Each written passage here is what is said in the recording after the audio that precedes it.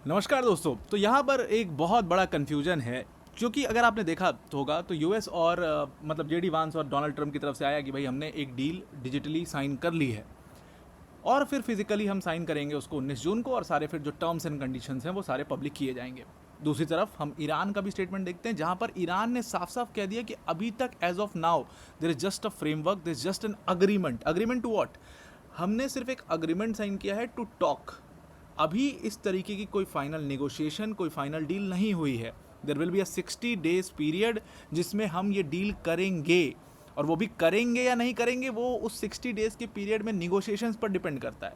तो Donald Trump या वांस को बहुत खुश होने की ज़रूरत नहीं है, वो ईरान ने बहुत क्लियरली बोल दिया है। 10 क्वेश्चन ऐसे हैं, अगर हम इन लोगों का इतना कन्फ्यूजन इन लोगों ने क्रिएट कर दिया है कि आप अगर देखें तो 10 क्वेश्चन ऐसे हैं जो अभी भी पूरी तरीके से अनआंसर्ड हैं, और इन क्वेश्चंस को आंसर करना बहुत ज़रूरी है। कई सारे क्वेश्चन हैं, आपके दिमाग में भी कई सारे सवाल होंगे, मैं भी इसको 2 बार कवर कर चुका हूं, तो कई सारे सवाल होंगे। तो सबसे पहले एक एक करके सारे सवालों के जवाब आज हम इस वीडियो से लेते हैं, सारे सवालों पर एक गहन चर्चा करते हैं। पर वीडियो में आगे जाने से पहले एक बड़ी अनाउंसमेंट है अनअकैडमी टीम की तरफ से कि अगर आप यूपीएससी सीएससी की प्रिपरेशन कर रहे हैं तो इस बार 2026 का प्रीलिम्स का पेपर आपने देखा होगा, और उस पेपर ने एक चीज़ बड़ी क्लियर कर दी कि अब यूपीएससी प्रीलिम्स का जो स्टैंडर्ड है वो काफ़ी हाई हो चुका है, कट थ्रोट एकदम कंपटीशन हो चुका है, and you need a guidance.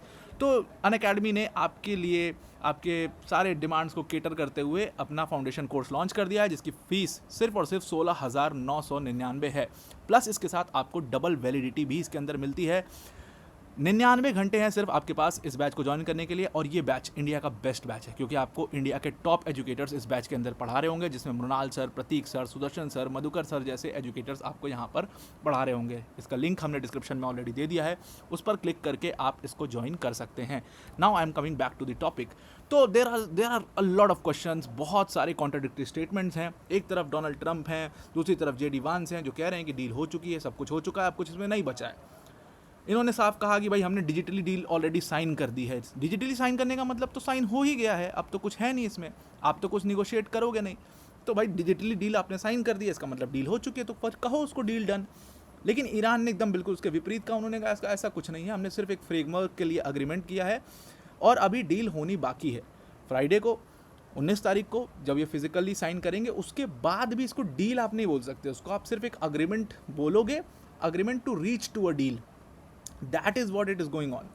तो इसमें बहुत सारे सवाल हैं, बहुत सारा कन्फ्यूजन। सबसे पहला सवाल कि यूएस और ईरान क्या सच में उन्होंने डील साइन किया है, तो इसका सीधा सा जवाब है कि नहीं भाई, अभी साइन नहीं किया। क्योंकि यहाँ पर अगर हम इस चीज़ को देखें तो हमें कहीं ना कहीं ट्रंप और वांस की जो स्टेटमेंट्स हैं उसको साइड करना पड़ेगा, क्योंकि ये लोग कई बार पहले भी बहुत कुछ बोल चुके हैं, बहुत कुछ कह चुके हैं, लेकिन अभी भी उसको आप सीरियस नहीं ले सकते।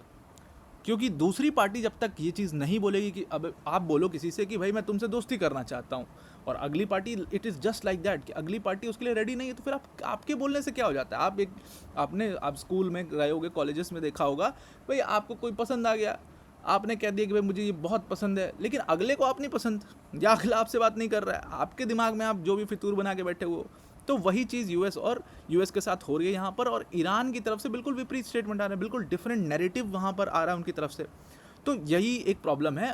तो अभी अगर आप इस चीज़ को देखो तो it is just a framework, जिसमें कुछ पॉइंटर्स दे दिए गए हैं कि हाँ एटलीस्ट एक डील तक पहुँचने के लिए इतनी चीज़ें होनी चाहिए। तो क्या होगी उसमें, तो भाई हॉर्मुज़ खुलवा दो, शिप्स पास होने लगे, ट्रैफिक जो कमर्शियल ट्रैफिक जो है वो पास होने लगे, चीज़ें ट्रेड वेड होने लग जाए, ये सब होने लग जाए तो वो डन है। बाकी इससे ज़्यादा और कुछ नहीं है।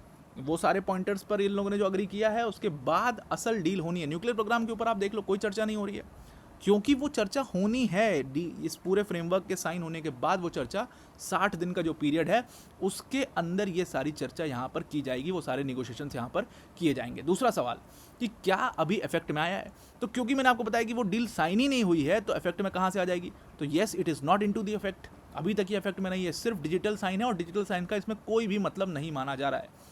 क्योंकि मैं खुद आपको ट्रंप का कॉन्ट्राडिक्टरी स्टेटमेंट दिखाता हूँ। ट्रंप ने कहा कि भाई स्टेट ऑफ हॉर्मुज़ जो है वो इमीडिएटली खोल दिया जाएगा। अब आप देखिए उसके बाद आज डोनाल्ड ट्रंप ने क्या बोला। डोनाल्ड ट्रंप ने बोला कि भाई फ्राइडे को जब हम 19 तारीख को फिजिकली इसको साइन करेंगे डील को, उसके बाद स्टेट ऑफ हॉर्मुज़ खुलेगा। तो यानी कि अमेरिका के राष्ट्रपति जिसने सब कुछ इसको शुरू किया, उसको खुद नहीं पता है कि स्टेट ऑफ हॉर्मुज़ कब खुलेगा। अब ऐसा तो हो नहीं सकता कि उनकी ब्रीफिंग बड़ी वीक है, उनको कुछ नहीं पता, उनको ब्रीफ नहीं किया गया होगा इस मैटर में, ऐसा तो हो ही नहीं सकता। खुद वो पर्सनली इस मैटर को देख रहे हैं, और कोई इतना छोटा मोटा मैटर तो है नहीं कि भाई प्रेसिडेंट को नहीं पता।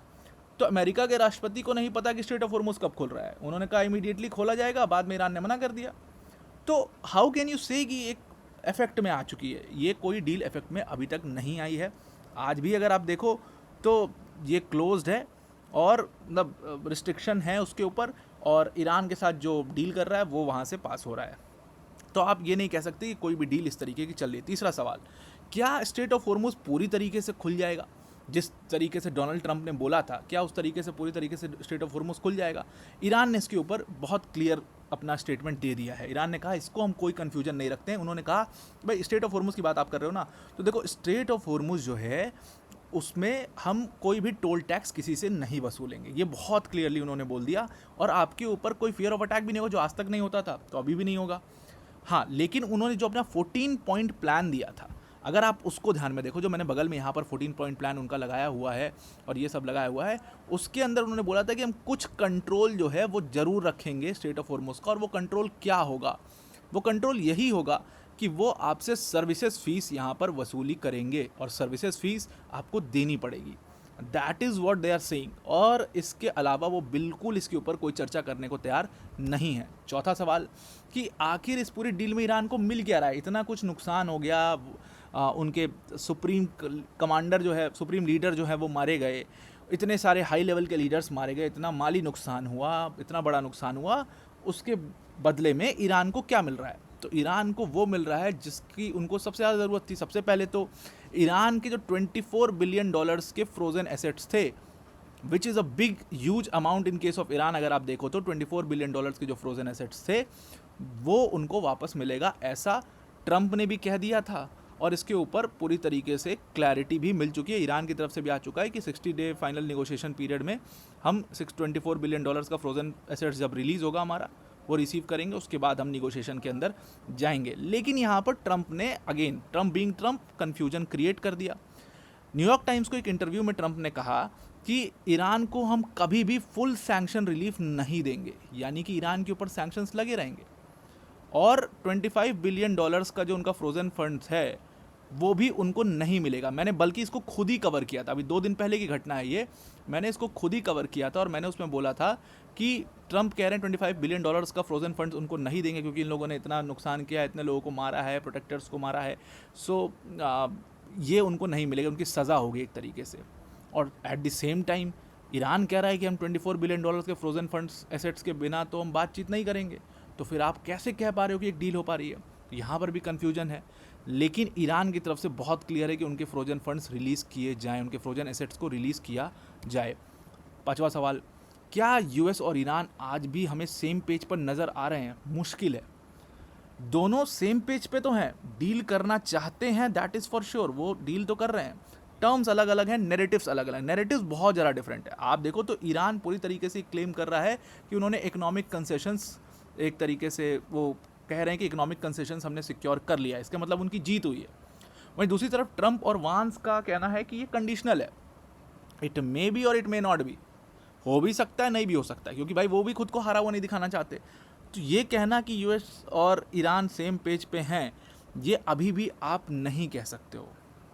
तो because the narratives are very different and what it will turn out into, that we will come to know on 19 June. तो 19 जून को पता चलेगा कि एक टर्न आउट किस में होगा। सो वो एक बहुत बड़ी चर्चा है जो मतलब होनी है। उसके बाद what exactly is in the text, सबसे बड़ा सवाल जिसके ऊपर सबसे ज़्यादा कन्फ्यूजन है। आप देखोगे हर न्यूज़ चैनल पर, लगभग हर न्यूज़ चैनल पर अलग लेवल के टेक्स्ट दिखाई जा रहे हैं। तो सबसे पहले हम बात करते हैं 14 पॉइंट प्रपोजल की, जो मैंने आपको पीछे दिखाया भी, ईरान ने जो रिलीज़ भी किया था 14 पॉइंट प्रपोजल, तो वो आया और 14 पॉइंट प्रपोजल ईरान के स्टेट मीडिया पर चलाया गया। ट्रंप ने सीधा कैमरे पर आए, ट्रंप ने कहा कि भाई हम फेक न्यूज़ है, इसको हम डिसमिस करते हैं। फिर ट्रंप एडमिनिस्ट्रेशन के सीनियर अफसर्स जो हैं, मंडे को उन्होंने मीडिया को संबोधित किया। उन्होंने कहा कि 24 से 48 घंटे में हम जो नई डील है वो हम दे देंगे आपको, जो पॉइंट प्रपोजल हमारे बने वो हम आपको दे देंगे। तो कहा गया ठीक है भाई 24 से 48 घंटे में। अब ट्रंप कह रहे हैं कि फिजिकल साइनिंग के बाद हम उसको रिलीज़ करेंगे। तो यानी there is a confusion on the point 14 point proposal also. वो भी नहीं पता है इनको, क्योंकि पॉइंट अगर ये प्रपोजल तैयार होता और उसके ऊपर दोनों अग्री कर रहे होते तो पब्लिक में डाल दिया जाता। क्योंकि बहुत सारे डिसएग्रीमेंट्स हैं इसलिए ये लोग उसको पब्लिक नहीं कर रहे हैं। तो 19 तारीख को बात होगी, जब फिजिकल साइनिंग के दिन जब बात होगी, चर्चा होगी, उस दिन ये लोग जब जो इनका फाइनल पॉइंट आएगा उसको फिर रिलीज़ करेंगे तो पता चल पाएगा एग्जैक्टली इस मामले में चल क्या रहा है। अब सबसे बड़ा सवाल जो कि शुरू से इस मैटर में बना हुआ है वो है बेंजामिन नेतन्याहू। बेंजामिन नेतन्याहू क्या इसको मानेंगे? अब हमारा प्यारा नन्ना मुन्ना पाकिस्तान, बेचारा बच्चा, उसको बना दिया इन लोगों ने मीडिएटर। पाकिस्तान को समझ नहीं आ रहा करूं क्या मैं, भाई इजराइल को मैं रिकॉग्नाइज करता नहीं हूँ लेकिन करना पड़ रहा है। यूएस गुस्सा हो जाएगा, पापा गुस्सा हो जाएंगे, और दूसरी तरफ जो है ईरान। और मुझे दिखाना भी कि मैं मुस्लिम वर्ल्ड की बड़ी केयर करता हूँ, मुस्लिम्स की केयर करता हूँ। तो अब पाकिस्तान बेचारा बीच में फंसा हुआ है। अब पाकिस्तान बोले क्या? तो पाकिस्तान ने कहा कि नहीं, सब लोग इंक्लूडेड हैं, लेबनान में भी शांति हो जाएगी और इजराइल को अगर बॉम्बिंग नहीं करेगा और ये वो सब, हम शांति हो जाएगी, सब उसमें बोला गया है। घुमा फिरा के उन्होंने बात कर दी। इजराइल का स्टेटमेंट आता है, नेतन्याहू ने साफ कह दिया मंडे को। नेतन्याहू सीधी सादी बात करते हैं। उन्होंने कहा कि जैसे हमने सिक्योरिटी जोन्स बनाए हुए हैं ना, गाज़ा में, लेबनान में, सीरिया में, जैसा हमने गाज़ा के अंदर बनाया हुआ है वैसा ही लेबनान और सीरिया के अंदर रहेगा, हमारे सिक्योरिटी जोन्स रहेंगे।